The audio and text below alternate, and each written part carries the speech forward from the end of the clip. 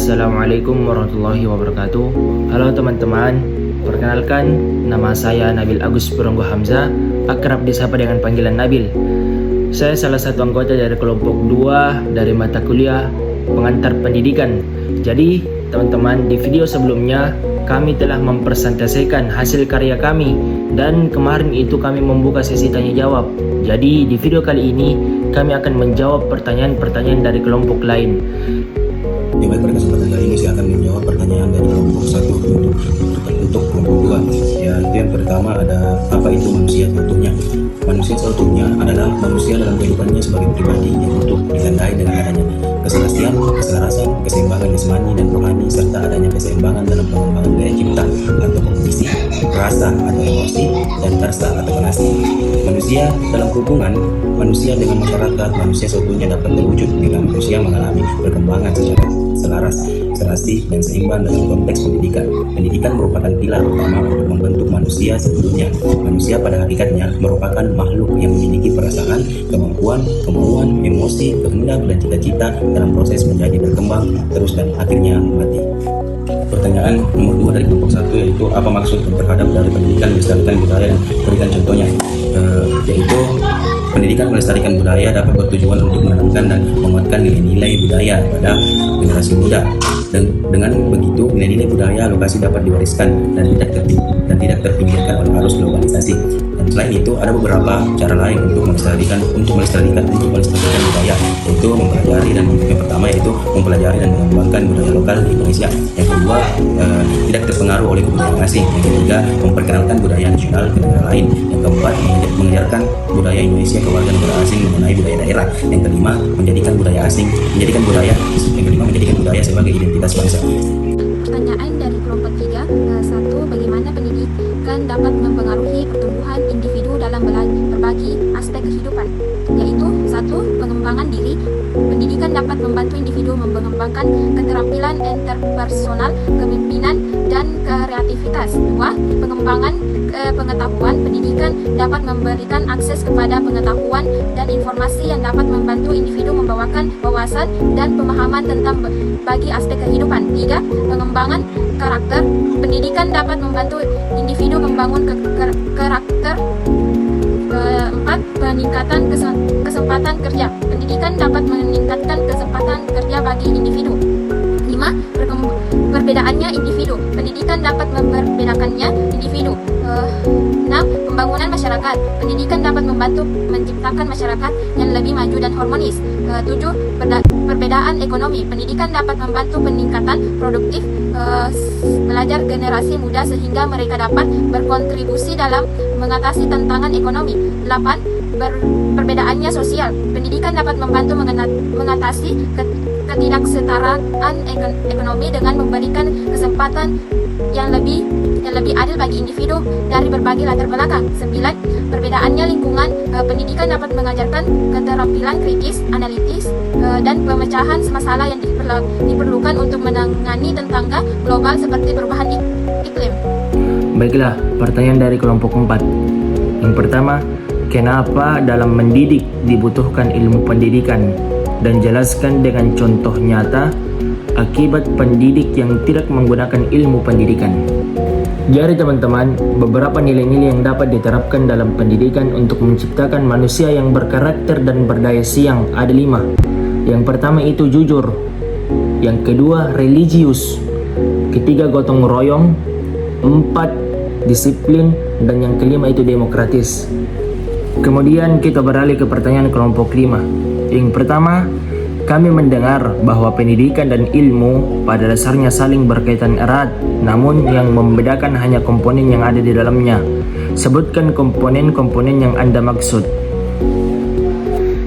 Jadi, pembuatan pendidik adalah proses untuk menjadi tenaga kependidikan yang berkualifikasi seperti guru, dosen, konselor, pamong belajar, wijawiswara, tutor, instruktur, dan fasilitator. Kemudian kita ke pertanyaan dari kelompok 6. Yang pertama, jelaskan pengertian dari pengetahuan, keterampilan, dan penelitian. Kemudian pertanyaan yang kedua, Bagaimana contoh penerapan ilmu pendidikan sebagai teori dan sebagai ilmu praktis?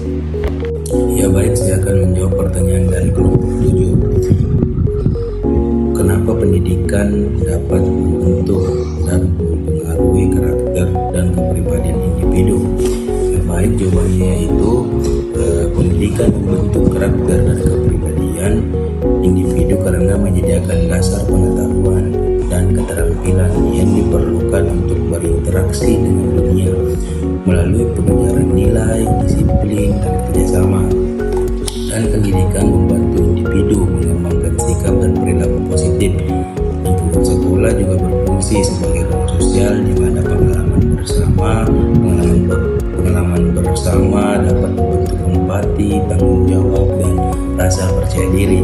Selain itu, pendidikan menumbuhkan pemikiran kritis yang mendorong individu untuk mengevaluasi pilihan dan keputusan dalam hidup. Pendidikan membentuk dan mempengaruhi karakter serta kepribadian individu melalui proses pengajaran, nilai-nilai, etika, dan keterampilan sosial. Selain itu, lingkungan pendidikan juga memberikan kesempatan untuk berinteraksi dengan beragam orang yang dapat memperluas perspektif dan membentuk sikap. Jadi itulah tadi jawaban dari saya mengenai kenapa pendidikan dapat membentuk dan mempengaruhi karakter dan kepribadian dan kepribadian individu. Pertanyaan nomor 2 dari kelompok 7. Seperti apa peran pendidikan dalam mempersiapkan diri individu, dalam hal ini mahasiswa, untuk menghadapi era modern saat ini? Yaitu pendidikan berperan penting dalam mempersiapkan mahasiswa menghadapi era modern dengan mengembangkan keterampilan kritis, analisis, dan teknologi. Kurikulum yang relevan membantu mahasiswa memahami tren global dan tantangan masa kini seperti digitalisasi dan perubahan sosial. Selain itu, pendidikan juga mendorong kemampuan beradaptasi, kolaborasi, dan komunikasi yang efektif yang sangat dibutuhkan di dunia kerja saat ini. Melalui pengalaman praktis dan proyek kolaboratif, mahasiswa dapat belajar bagaimana menerapkan pengetahuan dalam konteks nyata, mempersiapkan mereka untuk menjadi pemimpin masa depan. Jadi itulah tadi jawaban dari saya mengenai pertanyaan dari kelompok 7. Pertanyaannya terdiri dari 3 nomor, yakni nomor 1 yaitu apa tujuan dan manfaat mengetahui hakikat pendidikan. Mengetahui hakikat pendidikan memiliki beberapa tujuan dan manfaat penting, antara lain 1. Membentuk pemahaman yang tepat tentang pendidikan. Memahami hakikat pendidikan membantu dalam memahami esensi dan makna sebenarnya pendidikan, yaitu proses pengembangan individu secara holistik meliputi aspek kognitif, emosional, sosial, dan spiritual. 2. Mengidentifikasi tujuan pendidikan. Dengan mengetahui hakikat pendidikan, kita dapat memahami tujuan utama dari pendidikan, yakni pengembangan potensi manusia secara maksimal agar mampu berperan positif dalam masyarakat. 3. Membimbing praktik pendidikan. Pemahaman terhadap hakikat pendidikan memberikan arahan bagi pendidik, baik guru maupun orang tua, dalam merancang metode pembelajaran yang sesuai dengan kebutuhan peserta didik. Nomor 2. Bagaimana pendapat kalian tentang penerapan ilmu pendidikan di Indonesia?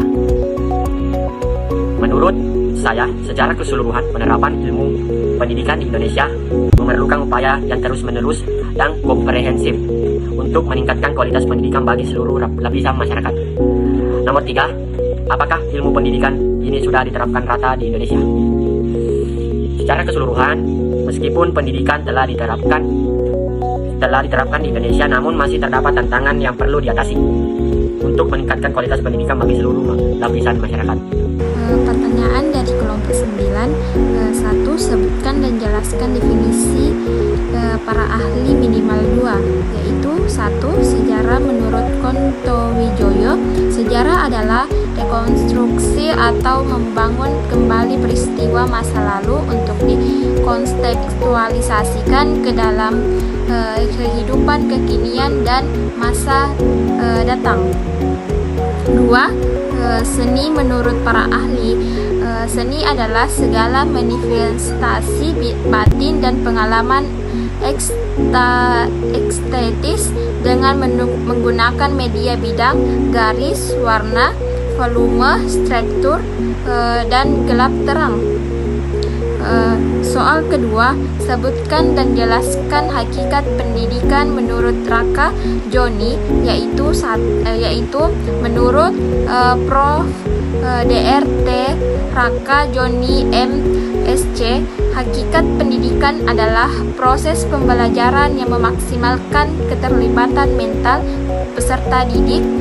Keterlibatan mental ini dapat dicapai melalui kebermaknaan dan kebermanfaatan yang dirasakan peserta didik selama berproses belajar.